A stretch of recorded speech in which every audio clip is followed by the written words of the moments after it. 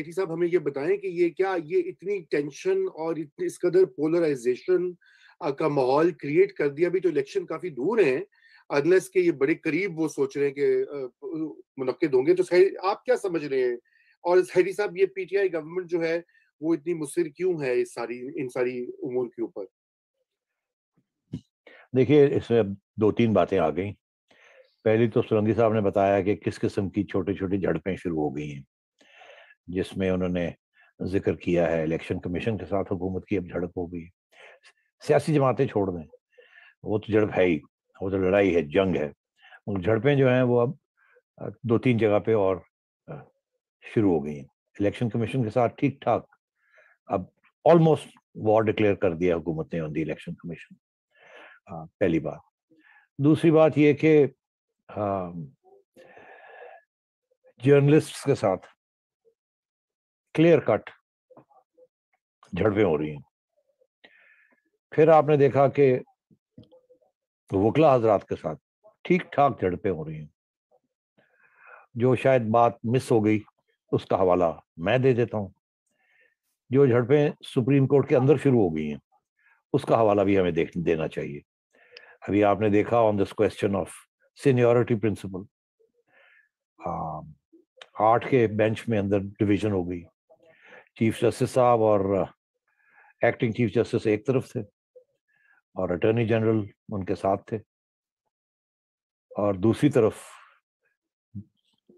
باقی لوگ, ایک بار 2 لوگ بینچ کو ریپرزینٹ کر رہے تھے, ایک تو بار کو ریپرزینٹ کر رہے تھے.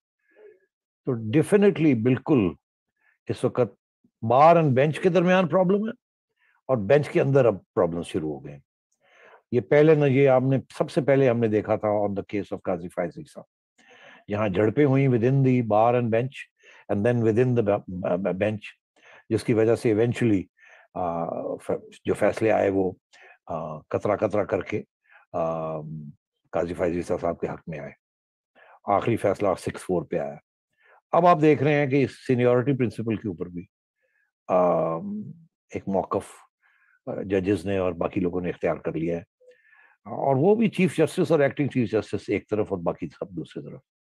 یہ بہت اہم ہے رضا. یہ میں اب اس سے کچھ کنکلوژنز ڈرا کروں گا, یہ ساری چیزیں جس کا ذکر ہوا ہے. آپ کو پتا ہے میں کچھ عرصے سے یہ کہہ رہا ہوں کہ ایک کرائسس بن رہی ہے آہستہ آہستہ. ہم لوگوں کی توجہ رہی ہے آن دی اکنامک سائڈ کہ جی اکنامک کرائسس ہے, اکنامک کرائسس ہے. پھر ہم نے کہا کہ فارن پالیسی کرائسس جو کہ ہے, وہ تو اپنی جگہ پہ چل رہی ہیں, مگر ساتھ ساتھ ہم یہ بھی کہتے رہے کہ کوئی ایسی چیز ہے کہ ڈومیسٹک پولیٹیکل سچویشن کے اندر ایک کوئی ماحول بھی بننے جا رہے ہیں. جس طریقے سے حکومت نہیں کر رہی اور لوگوں کے ساتھ جھگڑے کر رہی ہے, اور ایک فاشسٹ قسم کے طریقے کے ساتھ ساری اوپینین کو ڈراؤن کرنے کی کوشش کر رہی ہے, آہستہ آہستہ آوازیں کھڑی ہو رہی ہیں.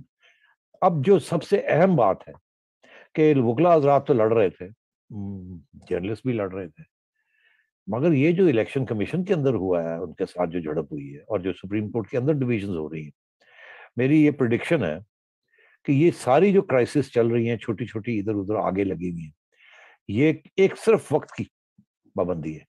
یہ سب اکٹھی ہو جائیں گے.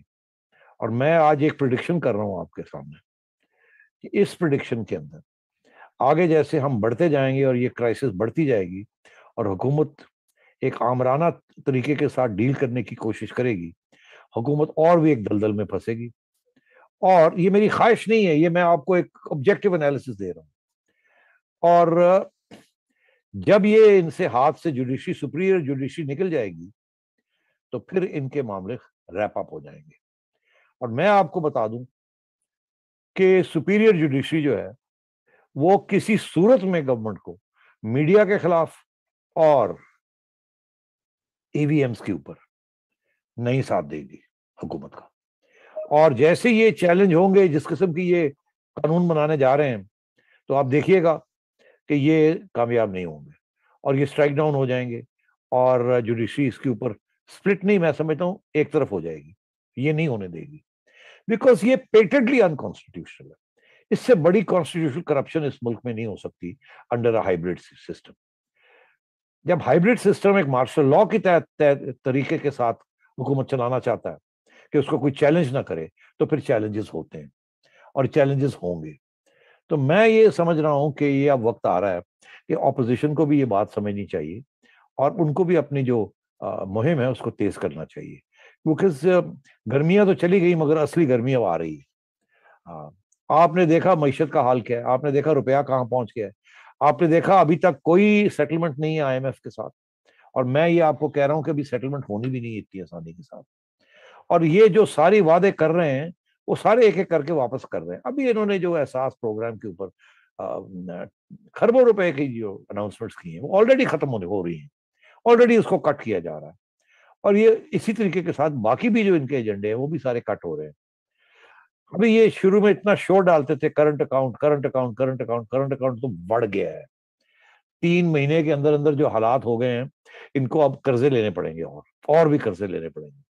اور میں سمجھتا ہوں یہ بھیک مانگنے پہنچیں گے ہر جگہ, اور بہت برے حالات ہونے جا رہے ہیں سیاسی طور پہ بھی, فورن پالیسی کے لحاظ سے بھی, جوڈیشری کے ساتھ بھی ان کے پرابلمس بننے جا رہے ہیں, میڈیا کے ساتھ, اپوزیشن کے ساتھ تو پہلے ہی ہیں. سو میں یہ سمجھ رہا ہوں کہ اس قسم کی جو حماقت یہ کرنے جا رہے ہیں اور جس طریقے سے انہوں نے باتیں کی ہیں الیکشن کمیشن کے ساتھ, مطلب ہے کہ اگر جتنا بھی دباؤ میں ہو الیکشن کمیشن, میں تو کافی عرصے سے کہہ رہا ہوں کہ ہماری الیکشن کمیشن بڑی کمزور ہیں, ہماری سپیریئر جوڈیشری بڑی کمزور ہے, ان کو اپنے پاؤں پہ کھڑا ہونا پڑے گا اس ملک کو اور اس آئین کو پروٹیکٹ کرنے کے لیے.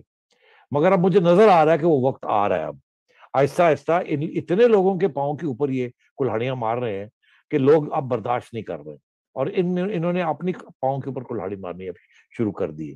اس قسم کی زبان, جس قسم کی زبان سواتی استعمال کر رہا ہے اور جس قسم کی زبان فواد چودھری استعمال کر رہے ہیں, یہ تو بالکل توہین ہی توہین ہے.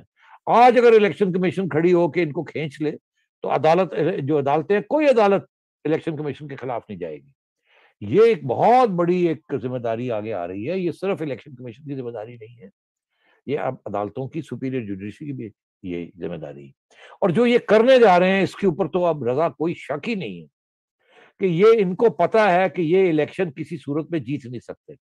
اگر ہلکی سی بھی فیئر اینڈ فری الیکشن ہو یہ نہیں جیت سکتے. اب انہیں جیسے کہتے ہیں پسوڑی پڑی ہوئی ہے کہ عوام سے تو ہم دور ہو گئے, کارکردگی ہم نے دی نہیں کچھ. اب ایک تھوڑی دیر ہی ہے کہ جب اسٹیبلشمنٹ ان کے خلاف ہوگی, اس کا بھی ہم ڈسکس کر لیں گے وہ کب ان کے خلاف ہوگی. مگر اس وقت ان کو یہ ہے کہ ابھی ایٹ لیسٹ ہمارے ساتھ ہے اسٹیبلشمنٹ, ہم جو کچھ زبردستی کرنا چاہیں کروا لیں, بیکاز اسٹیبلشمنٹ ابھی کچھ نہیں کرے گی ہمارے ساتھ. تو اس لیے یہ اس قسم کی زبان اور دھمکیاں دے رہے ہیں. مگر آلریڈی ریزسٹنس شروع ہو گئی ہے. اب آپ نے یہ بھی سنا دی بات ہمیں کہ جی کچھ لوگ کہہ رہے ہیں نواز شریف صاحب واپس آ رہے ہیں, تو آپ کا کیا حال ہے؟ وہ نہیں سن رہے یہ کیا ہو رہا ہے, وہ نہیں دیکھ رہے کیا ہو رہا ہے, انہیں خبریں نہیں مل رہی. تو یہ ایک جب یہ سلسلہ شروع ہو جائے گا نا, پھر جیسے طالبان کے ساتھ ہوا نا, جو بائیڈن کہتے تھے 1 سال لگ جائے گا اے این پی, جو ان کی جو افغان نیشنل آرمی ہے اے این اے, اس کو سال لگے گا, وہ اس وقت تک تو لڑ سکے گی. اور آخر میں کیا ہوا, ہتھیار ہی گرا دیے اور وہ 7 دن کے اندر پہنچ گئے. بالکل یہاں بھی ایسے ہی ہوگا. جب یہ مہم شروع ہوگی آپ احساس نہیں کر سکتے کتنی جلدی یہ ایک کلائمیکس پہ پہنچے گی. اور اب اگر اپوزیشن میں کوئی بھی سینس ہے تو اپوزیشن اب یہ سارے جو whether it's journalists, whether it is media, whether it is judges, the lawyers, students, اس وقت ساری عوام تیار بیٹھی ہے. اور اب اپوزیشن پہ ڈیپینڈ کرتا ہے کہ ان کو کیسے اکٹھا کرتے ہیں. اور اسی لیے اب آگے بھی جا کے بات آئے گی, بلاول صاحب جو باتیں کر رہے ہیں وہ اس وقت بیل آؤٹ کرنے کی کوشش کر رہے ہیں کسی طریقے کے ساتھ, تاکہ ان کا کوئی اسپیس بن جائے. وہ بعد میں ہم ڈسکس کر لیں گے.